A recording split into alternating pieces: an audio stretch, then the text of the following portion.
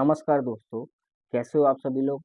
मैं हूं आपका अपना दोस्त संदीप दौरे। आज फिर एक नया टॉपिक लेके आया हूं और जो टॉपिक आज का जो मैं शेयर करूंगा आप लोगों को, ये मेरी पर्सनल स्टोरी के बारे में है कि जब मुझे एंग्जाइटी थी, बहुत सीवियर लेवल की एंग्जाइटी, मुझे पैनिक अटैक्स आते थे, तो मैं बहुत सारी ऐसी गलतियां करता था जो कि मुझे नहीं करनी चाहिए थी। ठीक है, तो आज का वीडियो इसी के ऊपर है। तो वीडियो को पूरा देखना है, स्किप नहीं करना है, क्योंकि जो गलतियां मैंने की थी और मैं चाहता हूं कि वो गलतियां आप ना करो, क्योंकि एंग्जाइटी से निकलना इतना आसान नहीं होता है जितना आसान आप लोग समझते हो। ठीक है, और मैं भी बहुत क्योंकि मैंने तो बहुत काफ़ी लंबा सफ़र किया है एंग्जायटी में, ठीक है? तो मुझे बहुत सारी चीज़ों को पता है कि मैंने क्या-क्या गलतियाँ की थी, तो उस गलतियों के बारे में मैं आपको इस वीडियो के माध्यम से बताना चाहता हूँ, ठीक है? तो वीडियो को पूरा देखिएगा और आपको भी अगर कोई सिम्पटम्स या कोई क्वेरी हो, तो आप नीचे कमेंट बॉक्स में ज़रूर मुझे पूछिएगा, जिसका मैं 100% मैं आपको रिप्लाई देने की कोशिश करूँगा। कुछ भी मैसेज करिए। अगर आप लोगों को गाली भी देना चाहते हो ना, तो गाली भी दीजिएगा, कोई दिक्कत नहीं है। बट जो क्वेश्चन मेरे रिलेटेड मुझे लगेंगे कि इसका जवाब देने लायक है, तो मैं डेफिनेटली उसका जवाब दूंगा। ठीक है, चलिए वीडियो को स्टार्ट करते हैं। देखिए दोस्तों, जब मुझे पैनिक अटैक शुरू हुए स्टार्टिंग में, तो मैंने सबसे पहले गलती ये की कि देखो, किसी भी बंदे को अगर पैनिक अटैक आता है, तो सबसे पहले तो उसको ऐसा लगता है कि मैं अब बचने वाला नहीं हूँ, क्योंकि वो जो पैनिक अटैक होता है ना, इतना भयावह होता है, इतना डरावना होता है कि उस टाइम पे ये वाले जो थॉट्स आते हैं ना, नेगेटिव नेगेटिव थॉट्स, ये आना एक स्वाभाविक बात है। ऐसा लगता है अब हम बचने वाले नहीं है, अब हम मेरा आज का दिन आखिरी दिन है, क्योंकि मुझे हार्ट अटैक हो चुका है या फिर मुझे ऐसा कुछ हो रहा है मेरी बॉडी में जिससे डॉक्टर भी मेरी मदद नहीं कर पाएगा। ठीक है, उस टाइम पे ऐसा लगता है कि बस मुझे फटाफट जल्द जल्दी-जल्दी मुझे कोई भी हॉस्पिटल लेके जाए तो कुछ चांस हैं बचने के, ठीक है?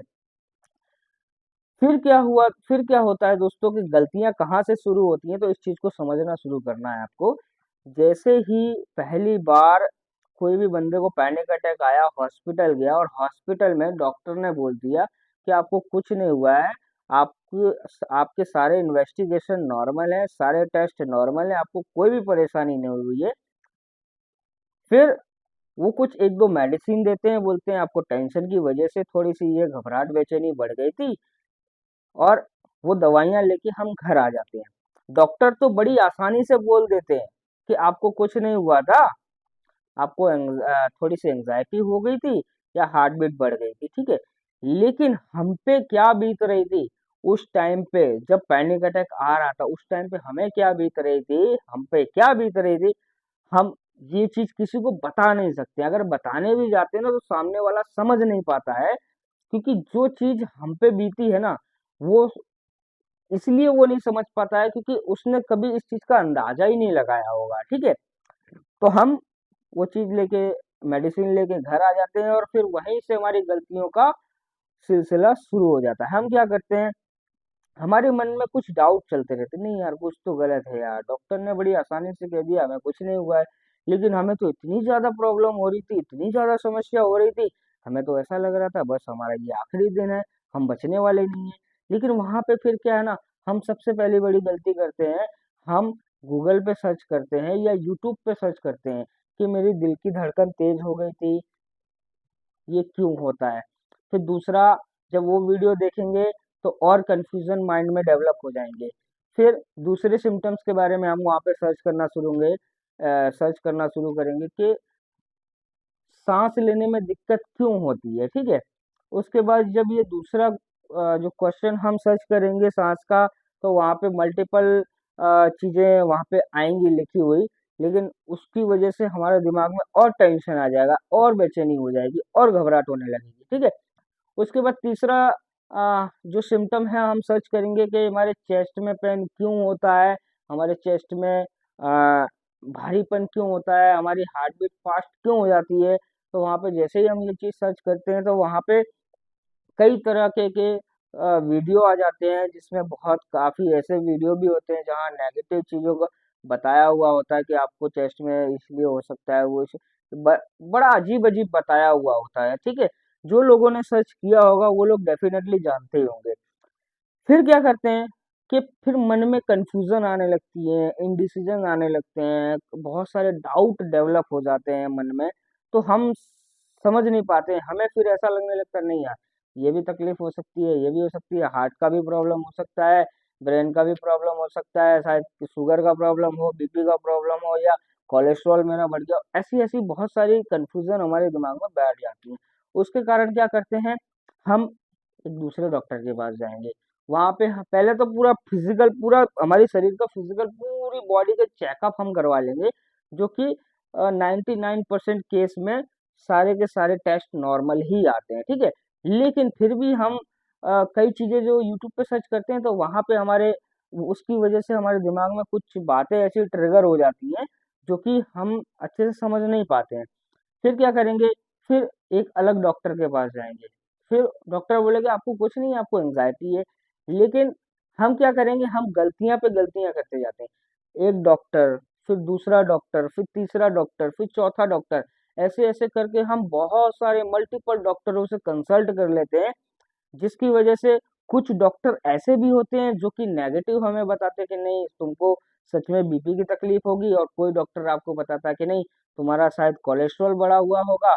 और कोई डॉक्टर अच्छा होगा, बहुत अच्छा होगा, वो आपको बोलेगा कुछ नहीं है भाई, तुम्हें तुम्हें कुछ भी नहीं हुआ है, तुमको सिर्फ एंजाइटी की वजह से ये सारी चीजें हो रही हैं। लेकिन हमारा मन भी इतना ज्यादा चलता है कि हमारा मन भी ये सोचने लगता है कि यार एंजाइटी की वजह से इतने सारे सिम्टम्स थोड़ी आ सकते हैं। दिमाग में किसी भी प्रकार की हमारी कोई बीमारी नहीं है, सिर्फ सोचने की वजह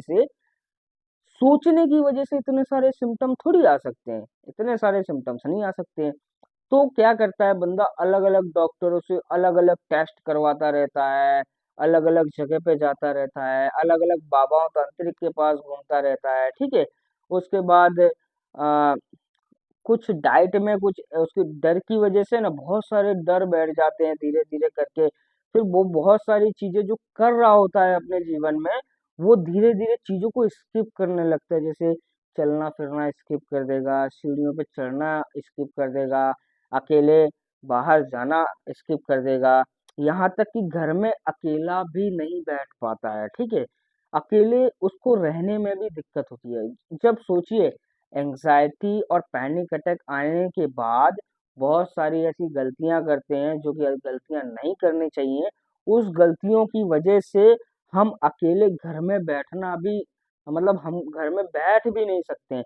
मतलब हमारे पास में है या हमारे सामने कोई ना कोई व्यक्ति होना चाहिए, मम्मी पापा भाई बहन, कोई ना कोई इंसान होना चाहिए।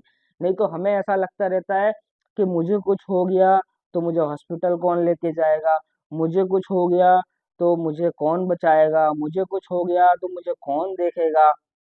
ऐसी एक वो डर में जीते रहते हैं, जिसके कारण वो डर ही एक ऐसी चीज है जो अलग अलग चीजों को है ना स्किप करवाता रहता है और बहुत सारी गलतियां करवाता रहता है।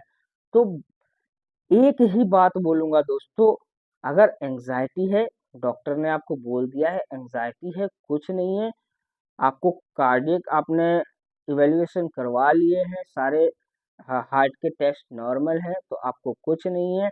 आपने शरीर का पूरा हेल्थ चेकअप करवा लिया है, आपको डॉक्टर ने बोल दिया है कि आपको एंजाइटी है और आपको इसके अलावा कुछ नहीं है। तो आपको ये समझना है कि एक ही डॉक्टर से कंसल्ट करना है और एक ही डॉक्टर के पास लंबे समय तक थोड़ा ट्रीटमेंट चालू रखना है, इलाज चालू रखना है। चाहे वो डॉक्टर साइकेट्रिस्ट हो, चाहे वो काउंसलर हो, चाहे वो साइकोलॉजिस्ट हो, चाहे कोई आपके अड़ोस पड़ोस का व्यक्ति हो, कोई भी व्यक्ति हो सकता है। एक ही इंसान की बात माननी है, उसका ही सारी चीजें फॉलो करनी है। अलग अलग डॉक्टरों के पास जाके अलग अलग चीजों को समझोगे ना तो आप कंफ्यूजन में फंस जाओगे, ठीक है।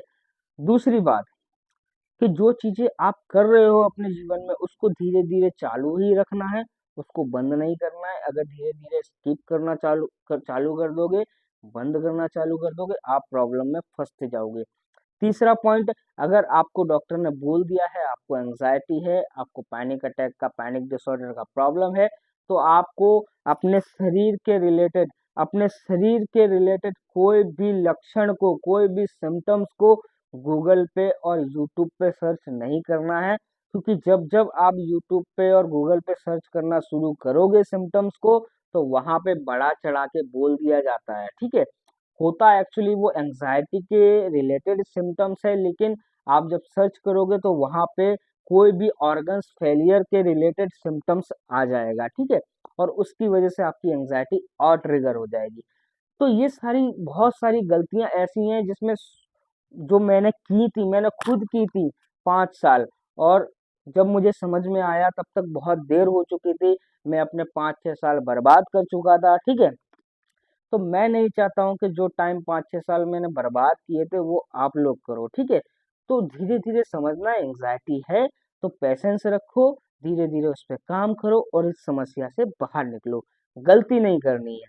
वीडियो यहाँ तक के लिए इतना है। वीडियो आपको अच्छा लगा हो तो लाइक कमेंट शेयर जरूर करना, और कमेंट तो 100% करना ही करना, चाहे गलत करो सही करो कुछ भी करो, लेकिन मुझे जो लगेगा कि नहीं इसका रिप्लाई मुझे देने लायक है, मैं डेफिनेटली उसका रिप्लाई करूंगा, ठीक है।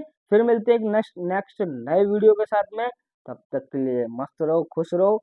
जय हिंद, जय भारत।